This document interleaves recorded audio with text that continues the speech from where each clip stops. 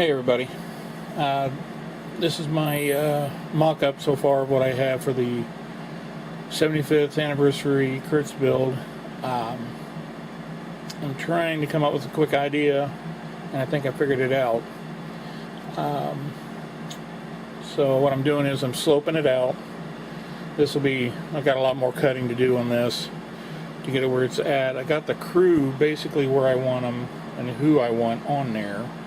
I have another set that I'm thinking about adding too, but sometimes you can get crazy and just keep building until, at least me, then I just put it aside and I never look at it again because I'm tired of keep adding stuff. I go, ooh, that'd be cool.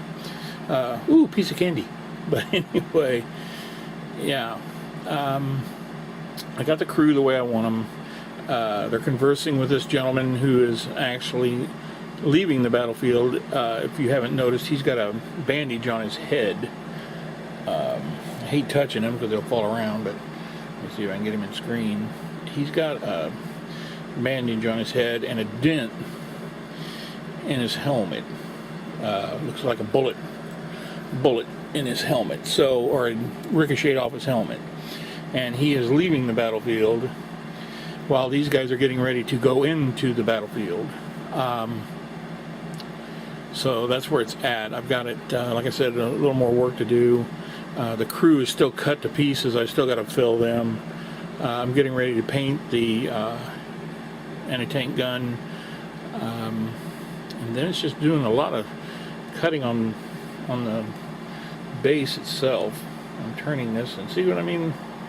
Wow, I don't know how you guys do this camera deal, but anyway, it's fun. It really is trying to learn how to do this, but it's very aggravating when I don't know how you guys do it so fluidly, and I just don't have the patience to try to cut and splice and do all that stuff and have music. I was gonna turn on a radio, and then I thought, well, somebody would probably get all hair-lipped about whatever music I pick, and unfortunately I grew up listening to the 60s, so in the Garden of Eden is not really going to be what people want to hear on here. So yeah,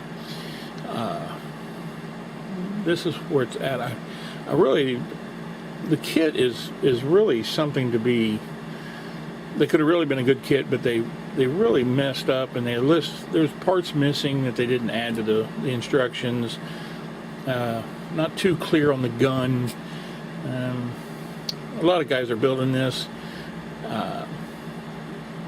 It's a fun build. It really is. Painting. I changed the headlights. I didn't like their headlight conversion and their setup. And when I seen on the internet, I'd seen some headlights the way this is set up, and I thought that looked much better. All I got to do is paint the insides and then add the. I put like 5-minute epoxy. I fill them up with that and get a good shine on them. I've got a deuce and a half around here that I did it with, and it really came out nice, and I just I've always done it this way ever since because it really made it pop. I wish that I had it over here, and if I walked over there you'd hear a big crash and a bang and me falling over stuff trying to get to the thing, so never mind. Yeah, I have see what you guys think. I have a Dragon kit that has a medic and a Panzer soldier, and he's wrapping his hand. And I was thinking about adding him like in here, like where the Panzer soldier had walked back to the rear, and that's where he was getting some medical assistance. The medic had came up and started working on him while this guy's walking back. I'm still debating that, and I might, but as you can tell, I'm still trying to slope this out. I'll add him somewhere in here. They're all still kind of messed up. I still got to fill him up. He's completely cut apart. You can tell he's butchered until I get the filler in him to get him the way I want it, and him holding the machine gun and getting ready to close the breach. It's going to be kind of hard, but they're to my figures. What do you expect? I like them, but I'd rather have Evolution resin figures, but I'm not rich, so I'm not doing that. I save my money to buy my tracks. I like my ferrule tracks. I hope you guys like. This has been a really fun group build. I had to hustle on the vehicle because I've seen Paul or John Blank, I think it is. I'm sorry. Last names I'm terrible with right now, and too many headshots.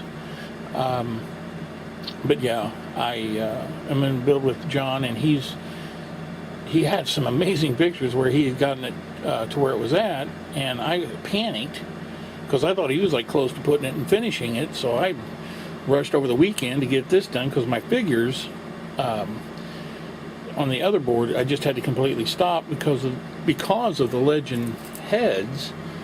These things were terrible, so bad that you can't tell now, but I had to add filler on this helmet, on this one, and that one, and literally I had to replace the side of this helmet, and then barely got the filler to finish on the top and the back of this one. There's just that many divots, cuts, and splices in it, and this one I think I sanded so much I ruined the shape of it. But I don't think you can really see it that much, but oh well. I'm trying. And I added the tarp. I added that tarp, made one. And then I love the ammunition boxes. I seen that in a video. Sir Cohen had put on, I think it was his, he posted a video of the Battle of Kursk. I think it was in there. And it showed the back end and it had ammunition crates. Now, unfortunately, I don't have enough to add a second row because they had 2 rows, or actually they had like 4, and then they had like 2 more boxes added to the top. And I got somewhere over the rainbow. Oh, here it is. This is how I come up with my extra parts. I make my own. I don't deal with all this. I just go buy this kit from Hobby Lobby and make my own stuff. To heck with all that buy-in and tarping out and all that jazz. I could have made them, but I just didn't have the patience to want to do it. I thought 1 row would be fine. I got a crud load of ammunition. If anybody wants it, I'll pack it off and ship it to you guys. I don't use it. It's a couple of sprues of ammunition for this thing. You can have it. I'm not going to do anything with it. Then let's see. There was a part, by the way, inside of here that you have to glue across. It was like a mounting bracket or something across. If you add that, I found it was funny. If you add that, it pushed the kit up. You couldn't shove the kit completely down and mesh it together. And the more I shoved, I would hear it snap on the inside. I got rid of it. Didn't need it. I thought it was weird that they added such a part, and it was just either too long or a weird place to put it. Maybe it's supposed to go down more, but in the book it didn't really show much of nothing, or in the instructions.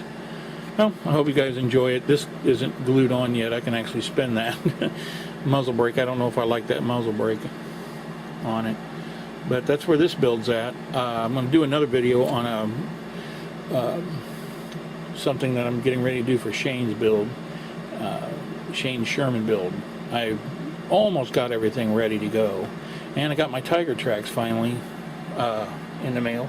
Ordered them on the 22nd of December for Christmas, and I just got them the 22nd of January.